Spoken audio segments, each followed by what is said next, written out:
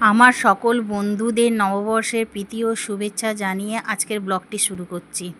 আজকের recipe chicken biryani. দেখো সবাই কেমন করে বানাই। প্রথমে চিকেনটায় নুন, হলুদ, আদা বাটা, রসুন বাটা সমস্ত কিছু দিয়ে ম্যারিনেট যেমন করে করতে হয় তেমন করে ম্যারিনেটটা করে নিলাম। বেরেস্তার জন্য পেঁয়াজটা ভেজে নিলাম। আলু ভেজে একটা সাইড করে রেখে দিতে হবে। অন্যদিকে বিরিয়ানির চালটা সেদ্ধ হওয়ার জন্য জলটা বসিয়ে দিলাম। তারপরে মশলা কষিয়ে নিয়ে মাংসটাকে ভালো করে সেদ্ধ করে নিতে হবে। জিরে বাটা, ধনে বাটা সমস্ত কিছু দিয়ে ভালো করে একটু নেড়ে চেড়ে বসিয়ে দিতে হবে। রান্নার গন্ধে আমার ছেলেও চলে এলো দেখতে আমার রান্না শেষ হয়েছে কিনা।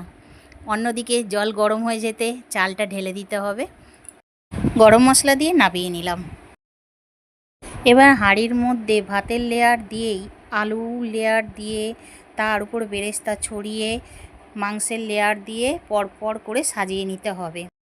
নববর্ষ উপলক্ষে তোমরাও বাড়িতে কে কী বানিয়েছো সেটাও আমাকে কমেন্টে জানিও, তাহলে আমারও ভালো লাগবে।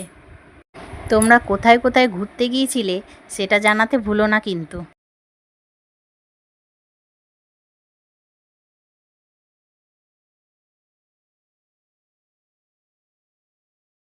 আমার রান্না যদি ভালো লেগে থাকে বন্ধুরা, তাহলে আমার চ্যানেলটি সাবস্ক্রাইব করে আমার পাশে থেকো। লিঙ্কটা দেয়া থাকবে, তোমরা একটু চেক করে নিও।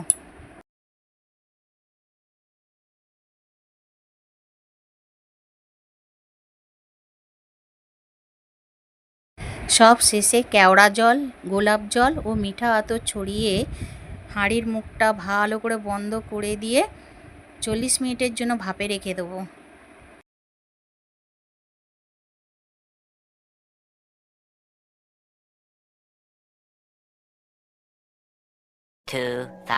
years later.